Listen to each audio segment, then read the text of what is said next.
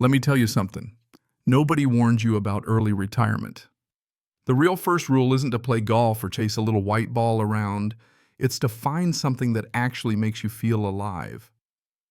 All those folks I used to know at OmniLink, the tech giant where I cashed out enough to make a bank manager stutter, they found their peace in things like croquet or bird watching. Me. My new obsession wasn't peaceful at all. It buzzed, glowed, and was the reason Elm Street traffic didn't look like a demolition derby every rush hour. Name's Alex Henderson. My garage. That's my chapel and my hobby.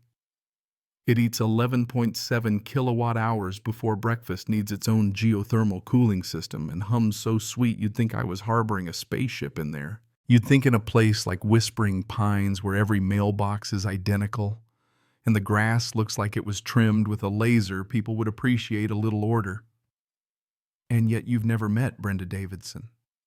Queen of clipboards, HOA president and enforcer of all that is beige. She didn't see my servers and solar panels as the heartbeat of suburban progress. Nah, to her, my garage was a blight, my hum, a threat to community harmony. You ever seen a hawk circle a rabbit?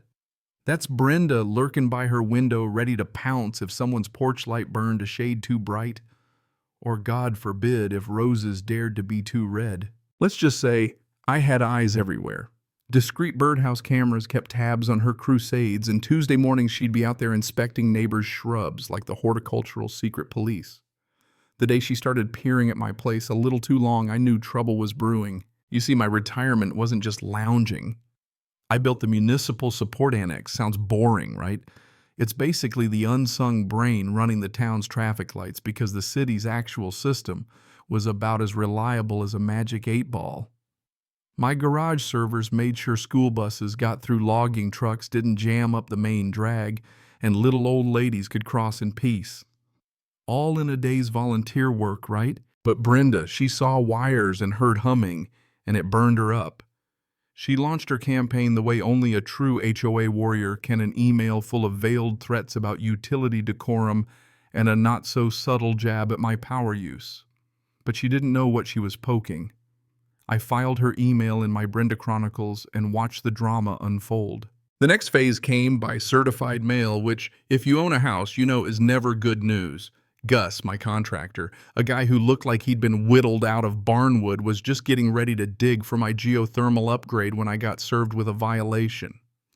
Brenda had pictures of Gus's truck, accused me of running an unauthorized industrial operation, and threatened $200 a day in fines unless I turned my yard back into a home and garden photo spread. Now a normal person might panic, call the city, maybe fold.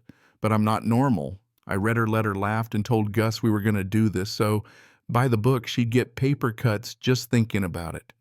That night I turned into the world's most vengeful bureaucrat, assembled permits, wrote a 27-page response, complete with city stamps, green energy approvals, even a notarized letter from Gus's company, and an environmental impact report that would make Al Gore cry. I even cited state law to point out that Brenda's backyard surveillance bordered on illegal. Then I copied every member of the HOA board just for fun. Next morning, the street was alive with whispering. Board members shuffled between houses. Brenda fumed in her living room, and I drank my coffee like a king. She'd lost round one, but she regrouped door to door, spinning tales of illegal data farms and humming hazards. The only guy who took her seriously was Gerald, her ever-panicking sidekick.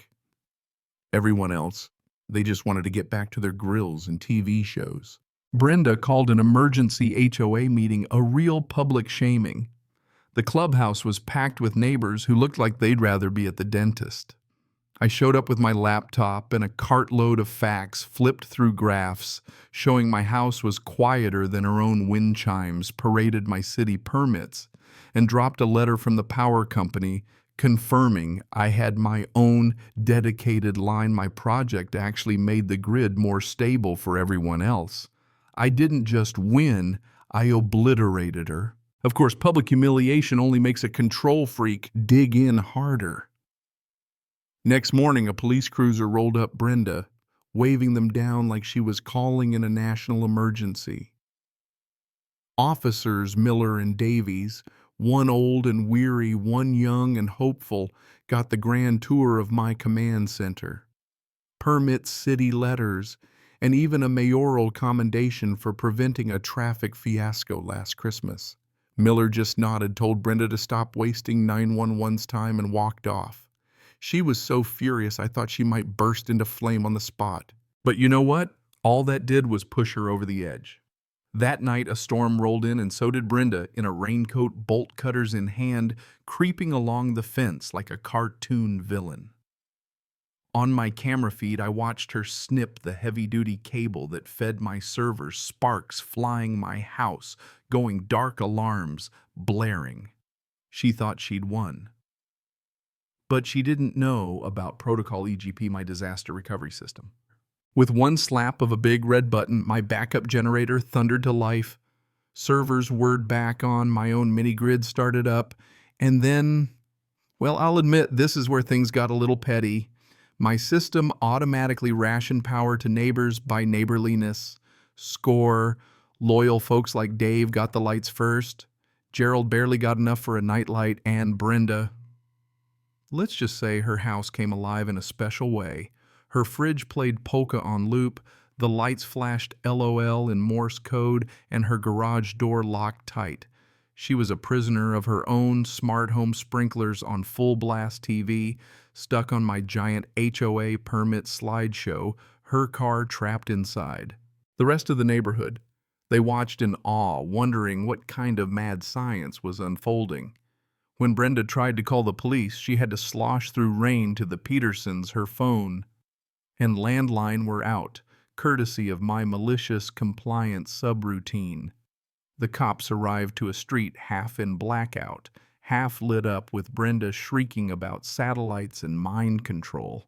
I invited them in for coffee, showed them the camera footage of Brenda with bolt cutters, and handed over my binder, now even thicker. Officer Miller, who was by now probably questioning every career choice he'd ever made, arrested Brenda for felony vandalism and left with her in cuffs as the sun rose. Whispering Pines was never the same. The HOA burned Brenda's worst bylaws in a bonfire, flowers bloomed, neighbors got creative, and Dave was voted new president. Brenda faced criminal charges, got sued by the electric company, and her house was sold to a nice young couple who couldn't care less about the shade of my porch light. A few months later, Officer Miller called me off the record, said his wife loved the faster commute, and that I'd better warn him if I ever cooked up another traffic grid coup. Gus and I finished the geothermal system, celebrated with cold beers, and laughed about the night of the polka.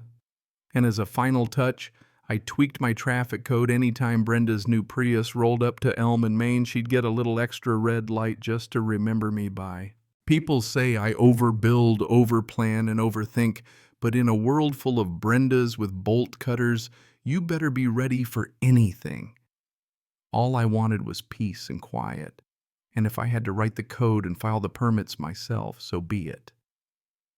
The hum of those servers, that's not just electricity, it's the sound of victory, of a symphony no dictator can silence. So what do you think, who's right and who's wrong in a war of wires and wills? Is HOA order worth the cost? Or does a little bit of chaos make a better neighborhood? Drop your take in the comments. I've got a cold beer and a green light waiting.